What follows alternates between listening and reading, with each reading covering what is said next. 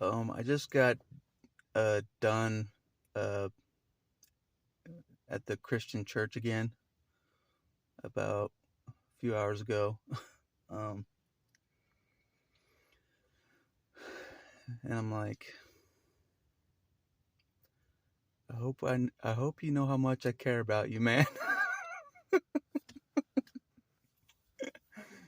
because of how much I hate church. I hate it. You know, I'm basically just going to church because I care about Jesus. I care about what he wants me to do and stuff. So I'm putting aside my will entirely, you know, and I can kind of see what he's trying to do, what he wants me to see.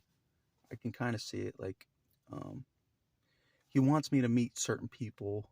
Um, I can see that right off because there's other people that have.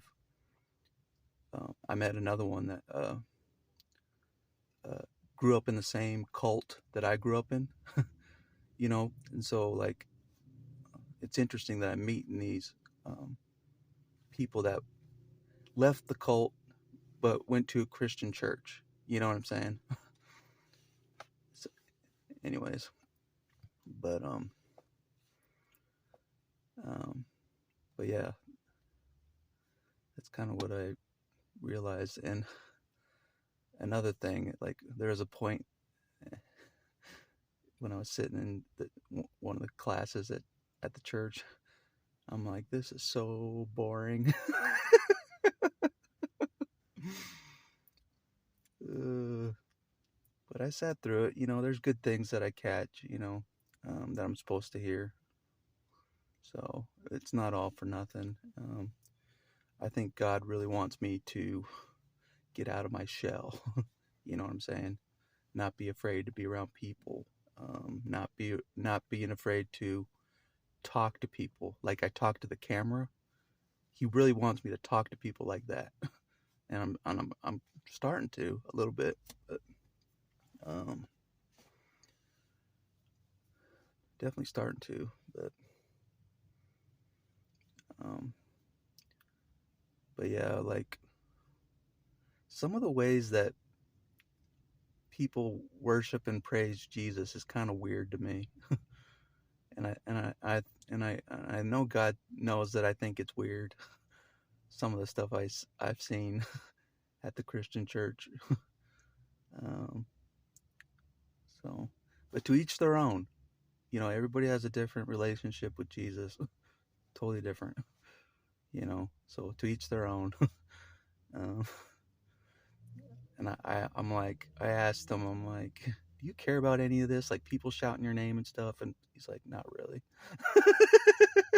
Which makes sense. You know, it doesn't seem like the kind of guy that would care about that. You know, being praised and stuff. Doesn't seem like he cares about that. So I don't know. That's just what I got. But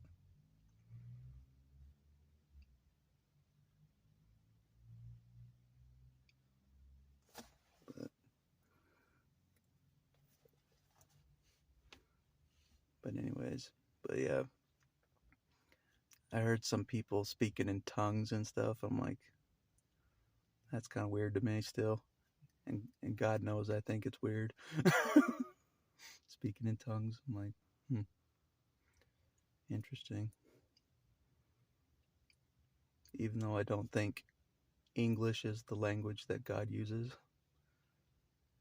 sometimes I just think people are just rambling their own words they're making up, you know. um, but I don't know. It kind of seemed like it was a show, basically. The praising and the worshiping, it kind of just seemed like it was a show. Who could be the loudest? Who could shout Jesus the loudest? That's what it seemed like, and I'm just like, it's just interesting.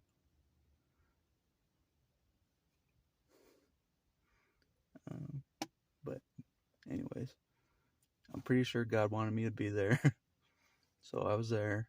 So God has His reasons from him wanting me to be at that specific church. So I'm just going off what he's telling me, where how I'm guided. Um, but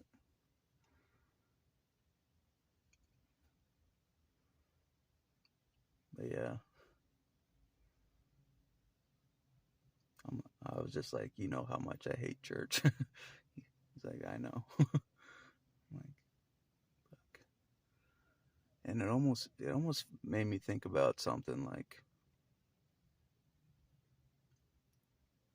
the dynamic uh, with Jesus and I. Um, if I were to like put it in like a movie form, he's Wyatt Earp, you know, the hero, and I'm like Doc Holliday, the one with all the health issues, and I'm doing all that I can to help him despite my health issues. That's how it feels like. the the relationship is, because I don't think um because he's God, so he can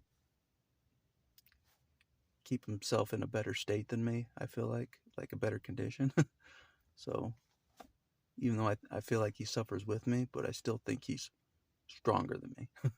You know what I'm saying? Um, so he can pull me and anchor me, and pretty much. Uh, so um, so he's always been in a strong position. Even though he's walking with me, and suffering with me, he's in a stronger position for sure. And that's why I basically yoked with him because I know he's stronger than me, and I know he can help me carry me more if I walk a path of his choosing, basically. So I'm basically trying to walk a path of his choosing of what is the best road. And another key thing that stuck out that that I just thought of at the Christian church, they were talking about leaders and how all leaders have their flaws. They're not perfect, except for Jesus. He's the perfect leader. And it made me think. I'm like, that's right. I'm following the perfect leader, you know? So I'm being smart. I'm being wise. I'm trying to follow the perfect leader, you know? Uh, because it seems like everybody else on the ground is kind of confused. And I feel like God is not as confused, so he can lead me better because he's not as confused. He can uh, lead me better, make me become who he wants me to become if I follow him, if I do as he's instructed me, even going to church, but I see the benefit. It seems like people have really taken to me. They seem to like me. So um, and I think God wanted me to see that, or to feel that, like people actually like me, and they like talking to me, you know, because I listen. I listen to people. I'm a good listener, for sure.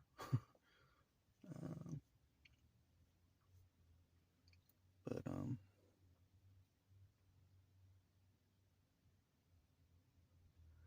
but anyways, like I felt like I met the right people today. Like I always meet new people. Each time I go, I meet new people.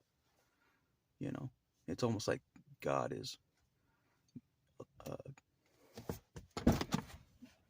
allowing me to meet these certain people. You know, because um, God knows I can help pretty much anybody. I can relate to anybody. He knows that. I've been through so much. I can relate to anybody. Anybody that's grown up in a cult, I can relate to. Anybody that has psychopath parents, nice narcissistic parents, narcissistic parents, I can relate to. Anybody with a dysfunctional home growing up, I can relate to. Anybody with chronic pain, I can relate to. Anybody with mental illness or PTSD, I can relate to. I have so many things that I've gone through, that he knows I can relate to anybody and I can help anybody because of that. No matter where I go on the planet, doesn't matter where I go, I can help anybody pretty much, um, I feel like, but I got to make sure that I help myself too. So sometimes I forget that, and I'm trying to remember that. Help myself first, so you can be able to help people, so you don't wear yourself out, and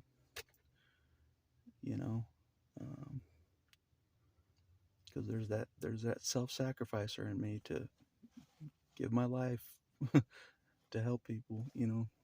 That's in me. God knows that. But He made me this way to have that attribute. But anyways,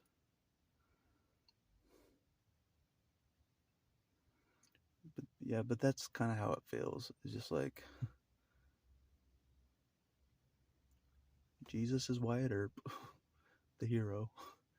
Walking on water. If you've watched Tombstone, and I'm Doc Holliday, and I just thought of something. There's a line in that. There's a part in that movie where everybody's like, Doc Holliday, what are you doing out here? You're dying. You're sick. He's in horrible condition. Like kind of like I am. And he's like, you shouldn't be out here helping us. You shouldn't be. And he's like, Wyatt Earp is my friend. And the other guys are like, hell, I got lots of friends. And here's the key line that Doc Holliday says: I don't. Doc Holliday, his only friend, true friend, was Wyatt Earp. And that's how I feel. Jesus may be my only true friend. true friend. You know what I mean? So